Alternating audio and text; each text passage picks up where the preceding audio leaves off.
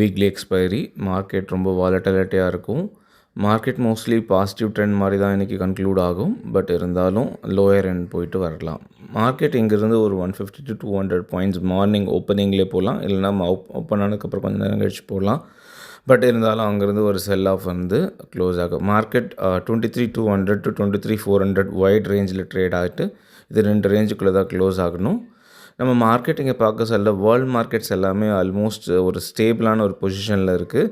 Crypto market மட்டும்தான் moving ஹையரில் போயிட்டுருக்கு. இது ஒரு பெரிய சந்தேகத்தை க்ரியேட் பண்ணுது. மேபி பிக் அசட்ஸ் ஒரு இடத்துலேருந்து ஒரு இடத்துக்கு மூவ் பண்ணுறதுனால அது மேலே போகுதா அப்படின்ற ஒரு டவுட் இருக்குது. ஏன்னா க்ரூட் ஆயில் ப்ரைஸ் இன்க்ரீஸ் ஆகிட்டு இருக்குது, கோல்டு ஸ்டேபிளாக இருக்குது. ஏன்னா ஃபெட் ரேட் இன்ட்ரெஸ்ட்டில் சேம் இன்ட்ரெஸ்ட் ரேட் கண்டினியூ ஆகும் அப்படின்றதுனால ஒரு 9,500 crore செல் பண்ணியிருக்காங்க. டிஐஸ் ஒரு 12,500 crore பை பண்ணியிருக்காங்க.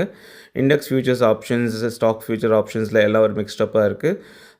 பேங்க் நிஃப்டியில் ஆப்ஷன்ஸில் லாங் போயிட்டு கேஷ் மார்க்கெட்டில் செல் பண்ணியிருக்காங்க. மேபி டிஐஸோட பையிங் ஃபிகர் அதிகமாக இருக்கிறதுனால மார்க்கெட் இன்றைக்கி பாசிட்டிவில் ஓப்பன் ஆகலாம். பட் அது சஸ்டெயின் ஆகுமான்றது வந்து எஃப்ஐஐஸ் அண்ட் டிஐஸ் அவங்க 2 பேர்கிட்ட தான் இருக்குது. அதுவும் இல்லாமல் இது ஒரு மேனிப்புலேஷன் லைக் ஷார்ட் கவரிங் தான் நடந்திருக்கு. ஒரு பாசிட்டிவ் டர்ன் மார்க்கெட்டில் வரல. வார் முடிகிற வரைக்கும் வரவும் வாய்ப்பில்லை. இங்கே நிஃப்டி ஃபாக்கஸ் எல்லாம் 257 பேங்க் நிஃப்டியை மட்டும் வச்சு மேலே கொண்டுட்டு போயிருக்காங்க. அப்புறம் 1-2 நிஃப்டி 50 ஸ்டாக்ஸை வச்சு மேலே கொண்டுட்டு போயிருக்காங்க. இது பியூர் ஷார்ட் கவரிங் மாதிரி தான் இருக்குது. ஒரு பாசிட்டிவ் சானிட்டி திரும்பின மாதிரி இல்லை. ஏன்னா எஃப்ஐஎஸ் 9,000+ crore செல் பண்ணியிருக்காங்க. மார்க்கெட் பாசிட்டிவ் போகிறது பாசிபிள் இல்லை. Market long around 12%, short 88%.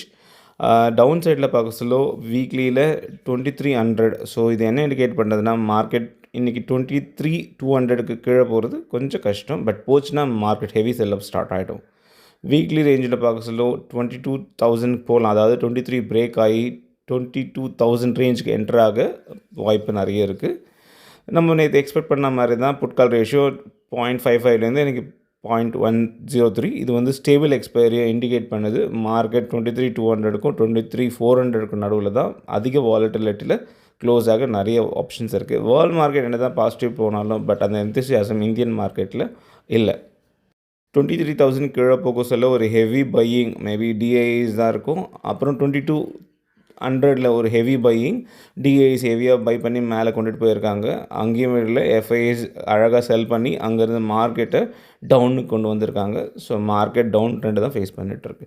நம்ம இங்கே மந்த்லி சார்ட்டில் பார்க்க சொல்ல ஆஸ் எக்ஸ்பெக்டட் 22,500 அங்கே வரைக்கும் வரலாம். அது ஒரு ஹெவி ஸ்ட்ராங் சப்போர்ட். அது கீழே போகக்கூடாது, போனால் ஹெவி ரிஸ்க். ஸோ போகாது I expect. Disclaimer: we are not SEBI registered analysts. Before considering position, consult with your financial advisor. Take with your own risk. Thank you.